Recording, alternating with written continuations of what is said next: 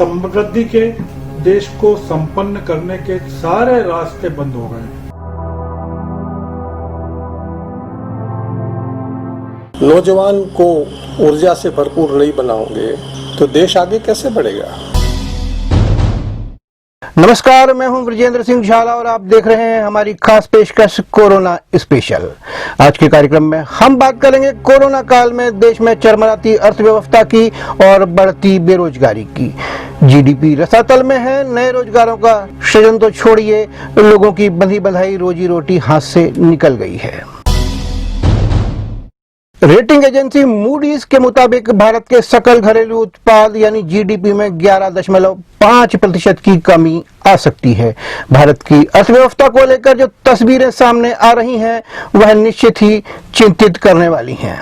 वरिष्ठ पत्रकार श्रवण गर्ग मानते हैं कि करीब 20-25 करोड़ लोग इस समय अलग अलग क्षेत्रों में बेरोजगारी झेलने के लिए मजबूर हैं। देश की आर्थिक स्थिति को लेकर जो चीजें सामने आ रही हैं, धीरे धीरे आ रही हैं, वो बहुत ही परेशान करने वाली है, चिंतित करने वाली है। देश की जनता के लिए ये टाइम है कि ये समय है कि वो इन चीजों के बारे में सोचना शुरू कर दे।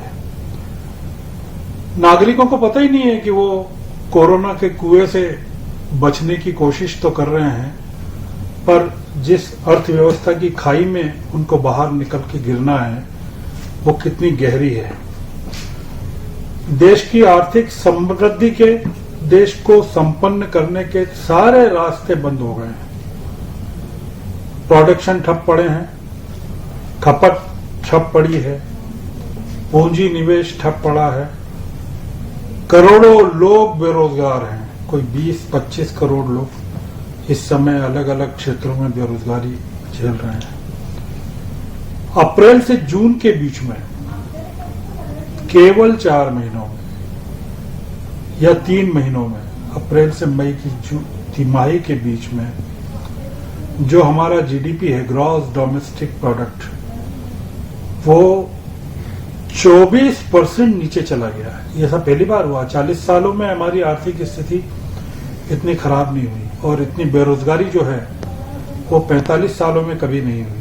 आजाद भारत के इतिहास में हम इस समय सबसे खराब हालत में हैं और लोग पूरी तरह से बेफिक्र हैं। उनको जानकारी नहीं है कि कितने लोग तबाह हो चुके हैं, कितने परिवार तबाह हो चुके हैं, किस तरह की बेरोजगारी है, किस तरह की भुखमरी है।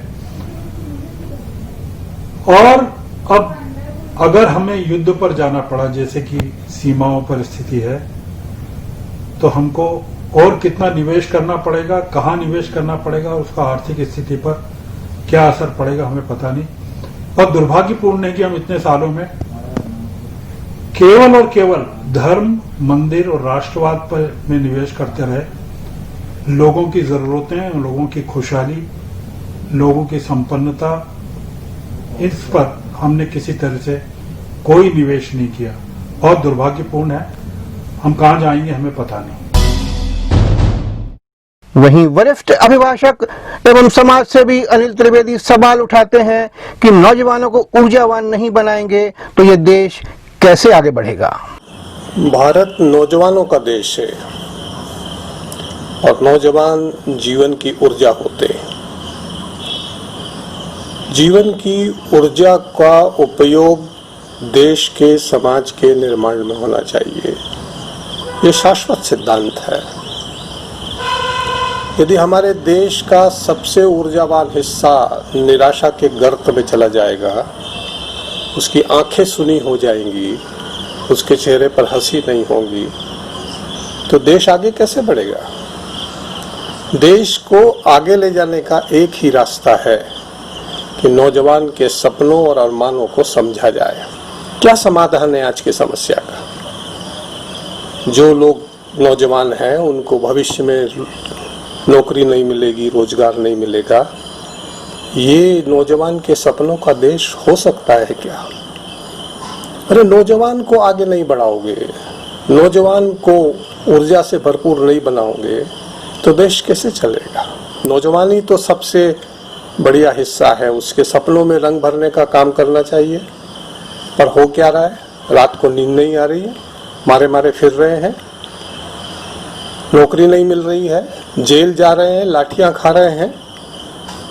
तो ये जो सारी स्थिति है, इसके ऊपर सरकारें संवेदनहीन हो गई।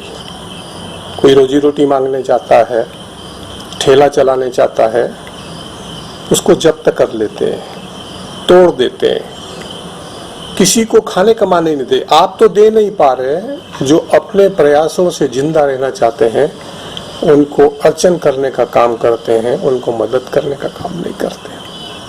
ये निजीकरण क्या होता है? नौकरियों को कम कर देना, लगे लगाए लोगों की नौकरी छीन लेना, ये तो निजीकरण नहीं है ना।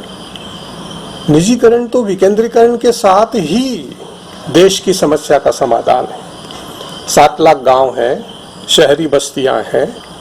योजना तो ये होनी चाहिए कि हर घर में रहने वाले लोगों के पास में अपने जीने लायक रोजगार की व्यवस्था की अनिवार्यता होनी चाहिए, सुरक्षा होनी चाहिए। ये हम नहीं कर पा रहे।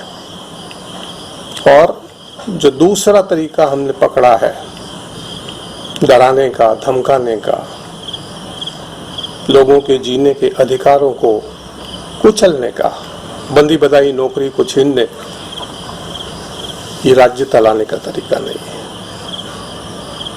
मैं हिंदुस्तान के नौजवानों से यही कहना चाहता हूं, ये बेरोजगारी केवल उनके जीवन मरण का प्रश्न नहीं है, बल्कि आने वाला हिंदुस्तान क्या दिशा पकड़ेगा, कैसे दिशा पकड़ेगा, वो निराशा के गर्त में जाएगा या अपने पैरों पे खड़ा हुआ आत्मनिर्भर हिंदुस्तान होगा, स्वावलंबी हिंदुस्तान होगा, विकेंद्रित हिंदुस्तान होगा, जहां रोजी रोटी की कोई कमी नहीं होगी।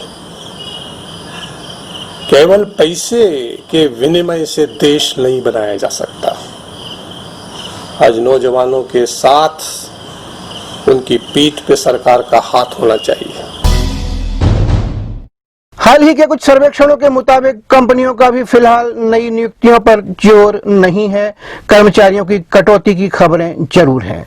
निश्चित ही तस्वीर डराने वाली है। साथ ही सोचने वाली बात यह भी है कि विभिन्न मोर्चों पर जूझ रही सरकार आखिर कैसे 5,000 अरब डॉलर की अर्थव्यवस्था के लक्ष्य को हासिल करेगी। ये थी हमारी खास पेशकश कोरोना स्पेशल। और ज्यादा जानकारी के लिए देखते रहिए वेब दुनिया, पढ़ते रहिए वेब दुनिया। नमस्कार।